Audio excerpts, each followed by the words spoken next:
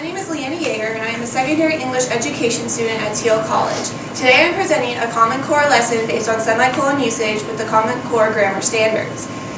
And this is for my Integrating Technologies class. Good morning, class. Good morning, Miss Yeager. How are you guys doing today?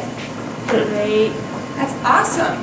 Well, anyways, I was grading your guys' research papers last night, and I was finding some errors with semicolon usage and comma usage. So I'm guessing you guys know the basics of how to use a comma, but I'm really concerned with your semicolon usage. As you can see, one does not simply haphazardly use a semicolon. And the semicolon, as we all know, is the most feared punctuation. And I understand why, because there's a lot of rules to it. But I want to go over that today. We're going to step aside of the novel we are reading, and we're going to focus on grammar today.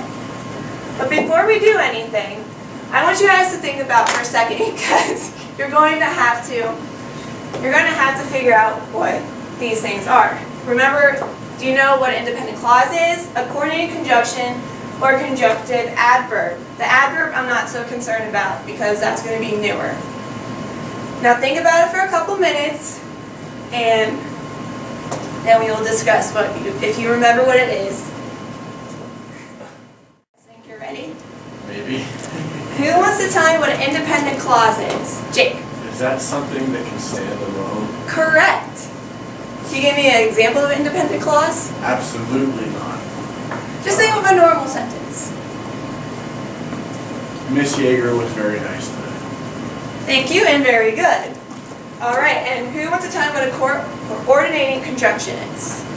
Anna. I'll take a guess, and I'll say that it's like when you're making a list and you have lunch and dinner, semicolon, breakfast and recess. Close.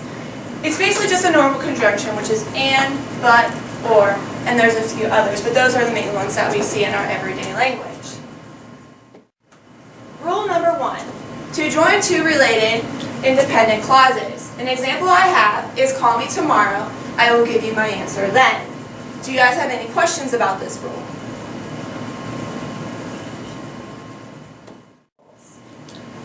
An example 1, while searching for a good place to get a unicorn burger, I traveled to Seattle, Washington, Tokyo, Japan, and London, England. And now I need a volunteer on the board to correctly place the semicolons in the sentence. Jake.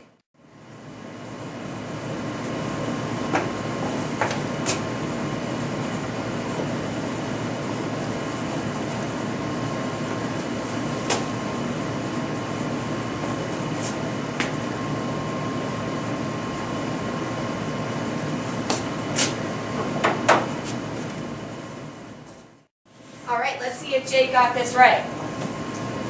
While searching for a good place to get a unicorn burger, I traveled to Seattle, Washington, correct with the first semicolon, and Japan, that's correct. Good job.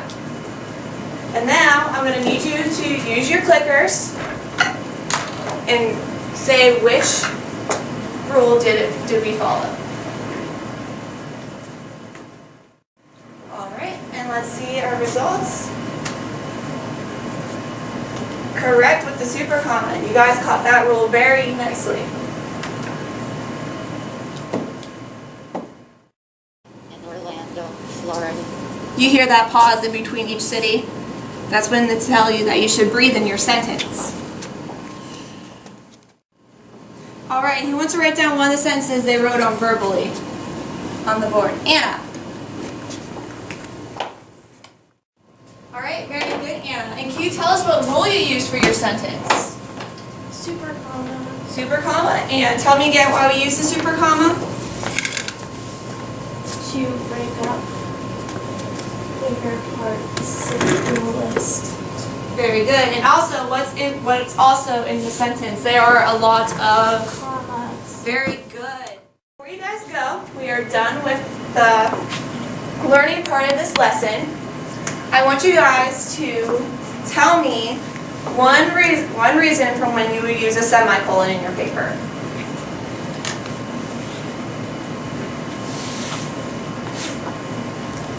You don't have to use verbally unless you want to. Super comma. Super comma, very good. And Anna? 29.